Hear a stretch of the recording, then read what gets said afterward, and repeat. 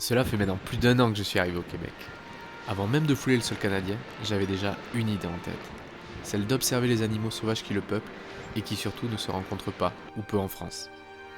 Parmi eux, un animal emblématique et mystérieux à mes yeux, qui quelque part a pas mal de similitudes avec mes loulous Jack et Nayrock. Je veux bien sûr parler du coyote. Et qui plus est, j'ai eu la chance de le passer dans une cabane au milieu de la forêt québécoise. L'environnement de prédilection du coyote pour ainsi dire.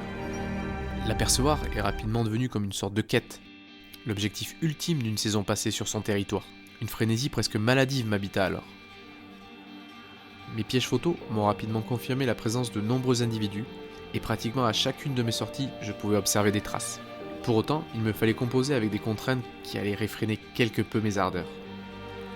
La rudesse de l'hiver québécois et ses grosses bordées de neige rendaient mes déplacements plus éprouvants. Dans le même temps, grâce à mes pièges photos, je me rendais compte que les coyotes présents dans mon secteur n'avaient réellement d'habitude de déplacement. Aucune des traces que j'observais n'avait de régularité dans le temps. L'intelligence du coyote a alors encore plus piqué ma curiosité.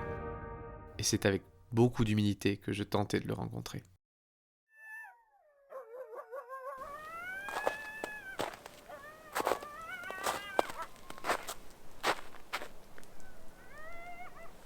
C'est vraiment impressionnant de les entendre hurler comme ça. C'est tellement beau. Ils doivent être juste à côté en plus.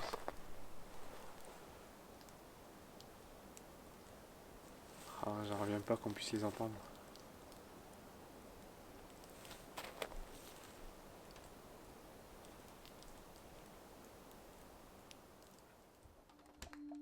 Aujourd'hui, je suis avec Roxane et on vient de partir il y a une petite vingtaine de minutes de notre refuge pour aller travailler en ville. Et on vient de tomber sur 3 traces différentes de coyotes qu'on a pu identifier. On avait une petite incertitude au début sur un d'entre eux. On pensait que c'était un renard car c'était un peu petit. Et en fait, il y a 3 traces totalement différentes autour de nous. On en a une ici, on en a une là, et on en a une qui est juste derrière là-bas. Et on suppose que c'est une meute. Elle est passée en plus juste derrière chez nous, à une dizaine de mètres. Et ces traces, elles longent tout le sentier qui nous permet de rejoindre la civilisation. Donc on va pouvoir les suivre pendant un petit moment. Je suis pas sûr qu'on puisse voir grand chose, mais elles sont toutes fraîches, elles sont de ce matin. On verra jusqu'où elles mènent et voir si elles sortent quelque part pour essayer de trouver un secteur où c'est que je pourrais peut-être faire un affût pour essayer d'observer cette petite meute qui traîne autour de chez nous.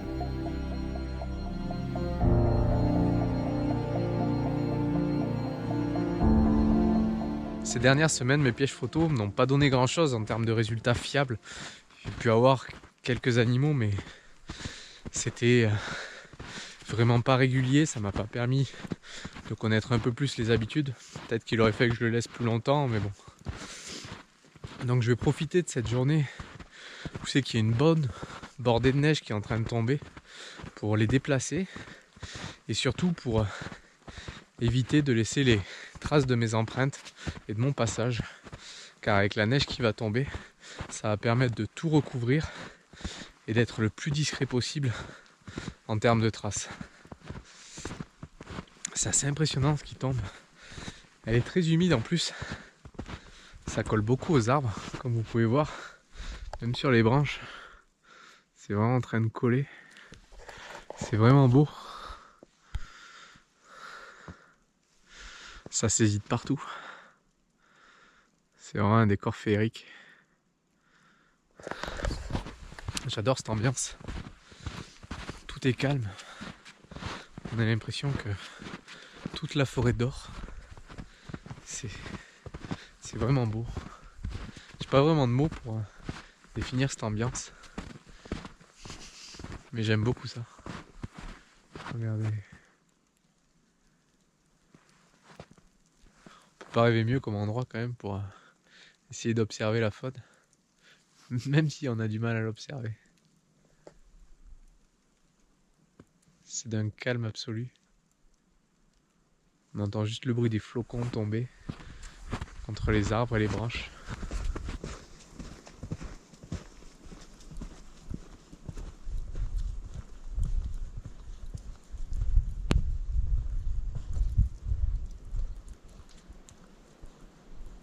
y a quelques jours, je suis revenu par ici. C'est un secteur où je viens pas régulièrement, mais assez souvent, qui est vraiment beau. Comme vous pouvez voir, ça fait une grande ligne droite. Et récemment, j'ai croisé les traces d'un couple de coyotes qui est passé. Du coup, je me suis dit que ça pourrait être bien d'installer un piège photo pendant 1 ou 2 semaines pour voir s'ils reviennent régulièrement et s'il y a la possibilité de pouvoir les photographier, parce que ce qui est intéressant, c'est que juste ici, je vais vous montrer, j'ai un coin pour pouvoir les observer sans les déranger. Vous pouvez voir, je peux me mettre juste là, je suis à l'abri dans la forêt, en lisière de bois, et j'ai la possibilité de pouvoir les observer sans les déranger. Et ça, c'est super important. Et je le dirai jamais assez. Ah, qu'est-ce que c'est beau aujourd'hui. Voilà, maintenant que celui-ci est installé, il n'y a plus qu'à espérer qu'il donne des résultats concluants. Mais vu l'emplacement, il y a quand même des chances que ça apporte quelque chose d'assez intéressant. La seule difficulté que je risque de rencontrer ici, c'est que je suis un peu loin de la lisière de l'autre côté, qui doit être à peu près à 15-20 mètres, et qui risque de ne pas déclencher. Ça peut être le seul problème que je peux rencontrer sur cet emplacement. Je vais quand même jeter un coup d'œil autour s'il y a la possibilité de le mettre dans un axe un peu plus intéressant, mais qu'en même temps il soit très discret. Mais sinon, je vais le laisser ici. Vous le voyez peut-être pas très bien avec toute la neige qui est retombée, mais là, on voit légèrement les traces du couple de coyotes que j'ai pu observer ces derniers jours. Elle commence à être légèrement recouverte par la neige. Et c'est avec ces traces-là que j'avais pu identifier que c'était un couple. On reconnaissait distinctement les traces de la femelle qui étaient bien plus petites que celles du mâle. Un peu comme la dernière fois que je vous ai montré avec Roxane, un peu plus tôt. Et là, c'est un peu le même cas, sauf que là, ils n'étaient que 2 cette fois-ci. Et cette piste-là, c'est la piste où c'est que j'avais réussi à faire ces prises de vue avec le piège photo du coyote. Je sais que c'est un axe où c'est que ça passe occasionnellement, car j'avais laissé le piège pendant un bon moment et j'avais eu qu'une seule prise vidéo d'un coyote. C'est pour cette raison que j'avais changé, et là je revois des traces qui reviennent. Donc ça reste quand même assez motivant pour venir remettre le piège ici. Mais l'avantage, c'est qu'on est l'hiver, et l'hiver ça reste quand même, en tout cas pour ma part, je pense que pour beaucoup de photographes aussi, la meilleure période pour faire de la reconnaissance en animalier. Car avec la neige, on a de grandes facilités de reconnaître des traces et de les voir déjà. Contrairement à l'été où c'est que c'est beaucoup plus compliqué. Ou à la limite, il y a l'automne, quand le terrain est un peu gras, ça permet de bien marquer les traces des pattes. Et là, l'hiver, c'est cet avantage, c'est que on peut les reconnaître très facilement. Après, il suffit juste d'avoir un peu de notion sur les différentes caractéristiques de chaque espèce. Mais on peut reconnaître assez facilement si c'est un coyote, si c'est un loup, si c'est, je sais pas, un ours, si c'est une belette, ce qu'on veut.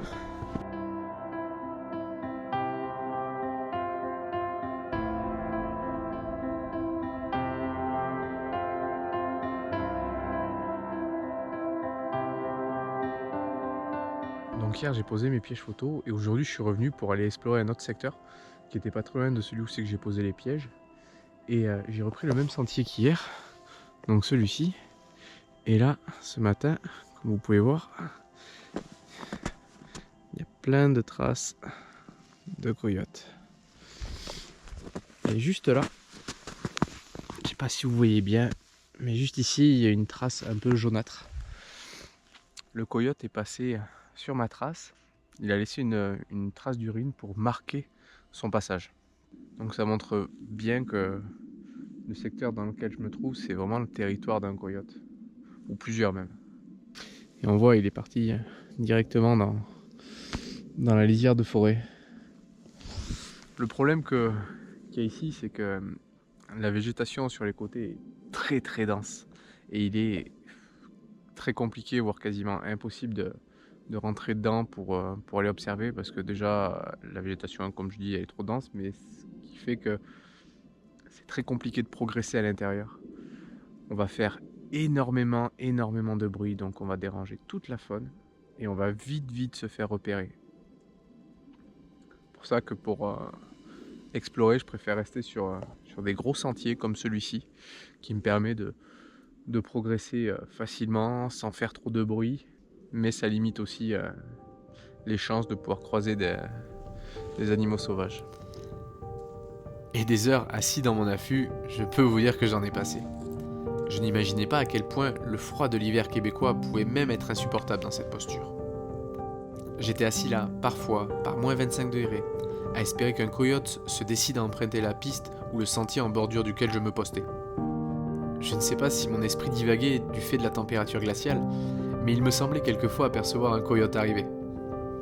Et alors que mon cœur commençait à s'emballer, la blancheur immaculée des alentours me rappelait à la raison.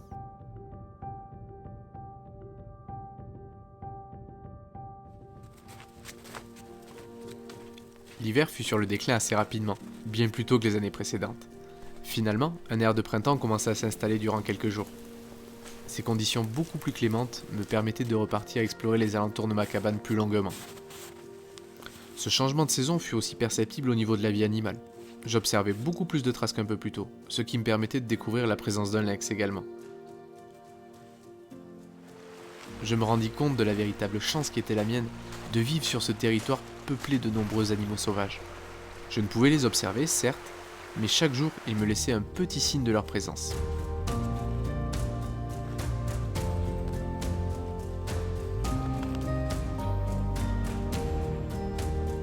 Mettre ma main dans les traces toutes fraîches d'un animal qui est passé quelques instants avant moi sur une piste enneigée me procurait des sentiments inégalés.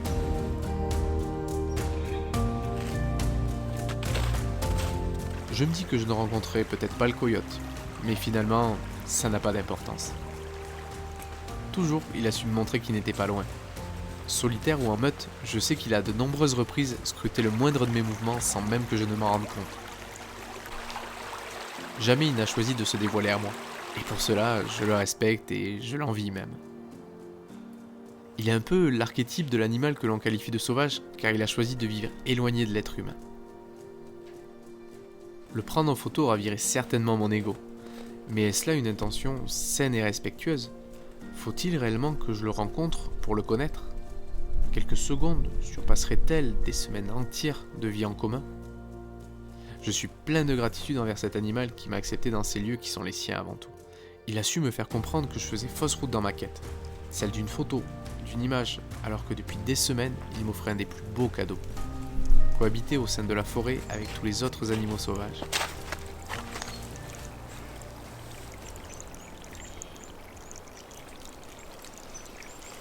Alors là, je viens de tomber sur les traces d'un orignal. C'est présentement des excréments. Certes, ils ne doivent pas être d'aujourd'hui car ils devaient être probablement recouverts par la neige. Donc le passage de l'orignal date probablement d'il y a pas mal de temps. Mais c'est quand même bon signe parce que ça montre que dans ce secteur, il y a du passage, il y a de la vie. Et c'est un gros point fort car ce secteur est quand même relativement dégagé en termes de végétation. Il y a quand même pas mal d'espace. Et ça peut être intéressant de venir pour essayer de l'observer par ici, par la suite. On reconnaît facilement les excréments d'un orignal. C'est à peu près la taille de demi-pouce et la forme d'une olive. Et c'est souvent un bon gros tas d'olives, donc ça reste facile à reconnaître.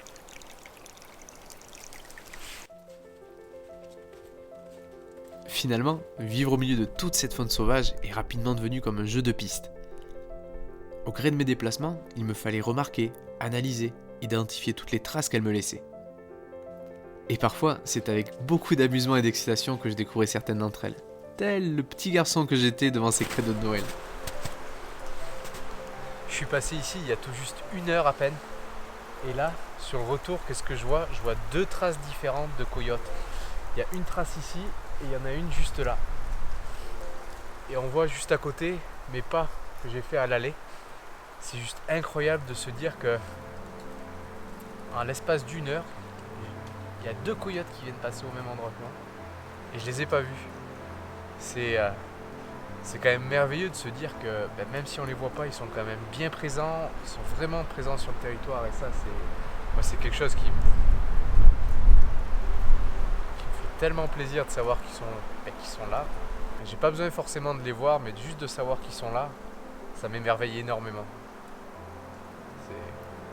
Elles sont vraiment toutes fraîches. Ah, c'est incroyable.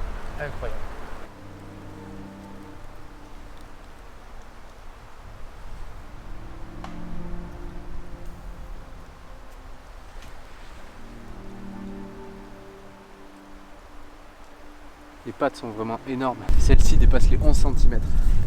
Elle est juste énorme. Et elle fait plus de 9 cm et demi de largeur. C'est juste énorme.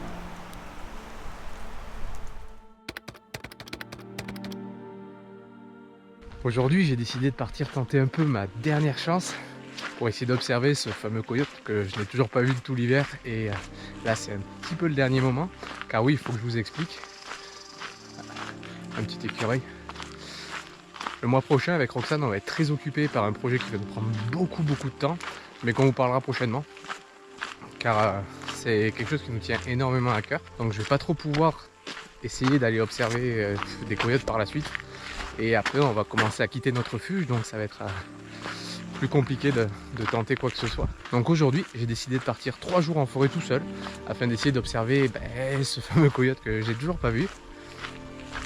Et je me dis que c'est un peu le moment propice pour essayer de le voir.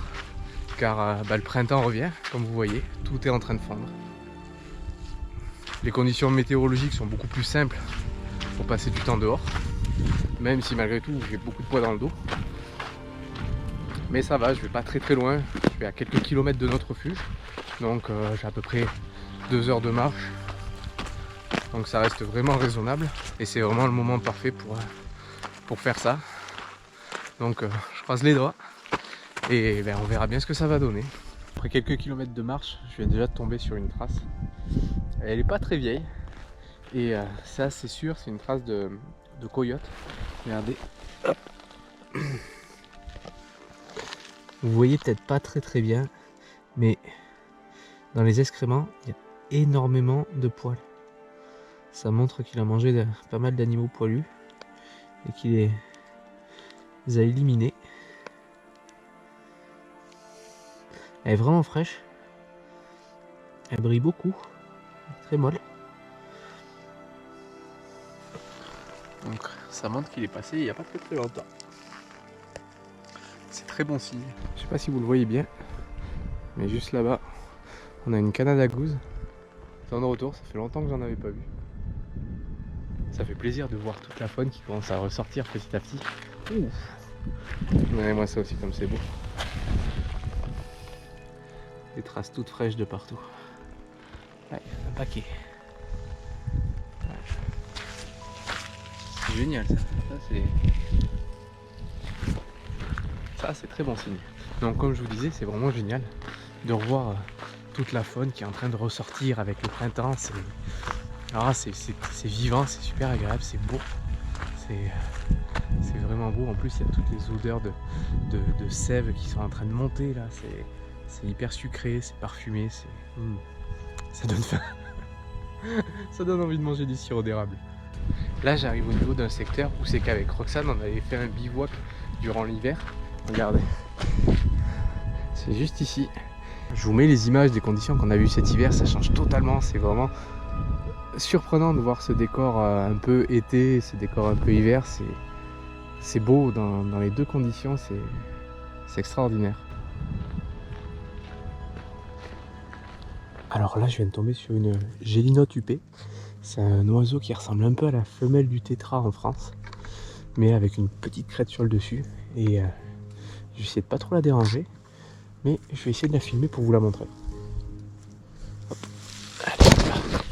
Bon, elle m'a quand même repéré, c'est comme ça que j'ai su qu'elle était là. Mais je vais garder une bonne distance avec elle pour pouvoir la voir. Elle est juste devant moi à quelques mètres. Hop, juste par là-bas.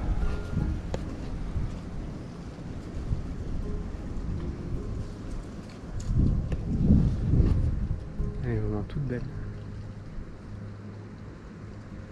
La gélinote huppée, c'est un oiseau qui n'est pas très compliqué à voir, mais qui est très craintif. En général, quand on s'approche un peu de lui, elle part vite, un peu avec la même allure qu'une poule. C'est pas très élégant, mais c'est assez marrant à voir.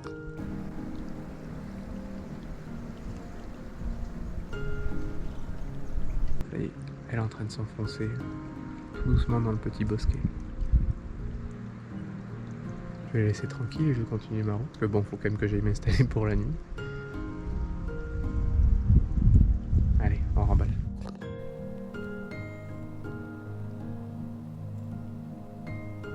Bon voilà, je viens d'installer le camp. C'est là où je vais passer les 3 prochains jours. Alors j'ai pas voulu montrer l'endroit où j'ai installé la tente parce que c'est un secteur qui pourrait être facilement reconnaissable. Mais bon, en même temps, c'est pas ça le plus intéressant. Donc voilà le petit espace où je vais passer les 3 prochains jours. Et voilà la petite vue qu'il y a.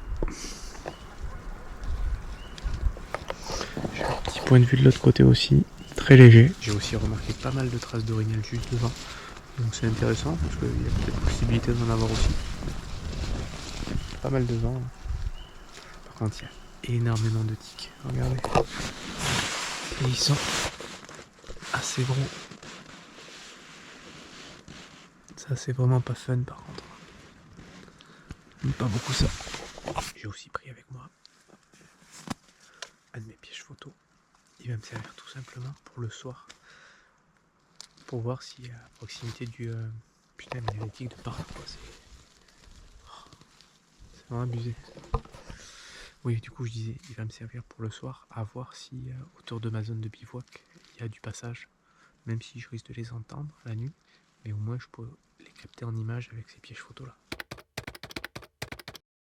Ça fait 2 fois que j'entends un très gros bruit dans le bois qui se situe juste derrière la caméra.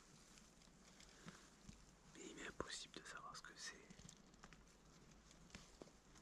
Il n'y a rien qui s'en dégage. Mais c'est vraiment pas loin, le bruit se situe à même pas 15-20 mètres.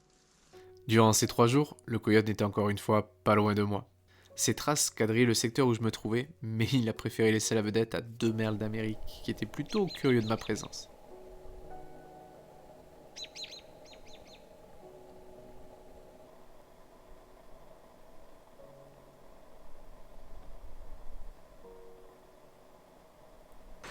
Et voilà, cette quête à la recherche du coyote s'arrête là sur cette vidéo.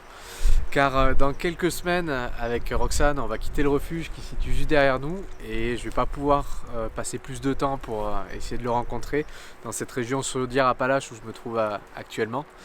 Mais de tout ça, de ces 6 mois de recherche du coyote, je retire quand même plein de bonnes choses magnifiques malgré le fait de ne pas l'avoir vu.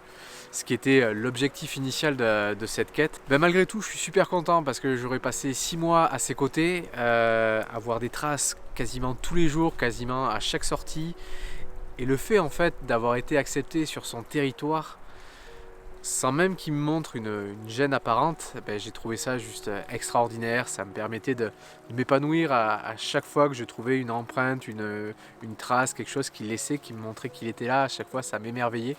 Et je trouve quand même ça merveilleux de se dire que même si on ne le voit pas, on peut se dire qu'on va adorer pas mal de moments qu'on va passer à découvrir certaines choses. Et juste ça, ça me comble de joie et je me dis que c'est déjà mieux que rien. Donc je dis pas que je continuerai pas de chercher des traces de coyotes pour essayer d'en observer, mais ce qui est sûr que ça sera plus dans la région où je me trouve actuellement. Mais cet été, c'est prévu que je fasse pas mal d'autres sorties animalières dans d'autres régions beaucoup plus accessibles en fait que celle-ci qui est, je trouve, assez compliquée pour faire de l'observation. Mais j'ai trouvé ça en même temps très fun de se lancer ce défi, d'être dans une zone complexe et se dire on va tenter, on va voir ce qu'on va en tirer. Alors certes, ça n'a pas été du coyote, mais ça a été de l'orignal, ça a été d'autres espèces.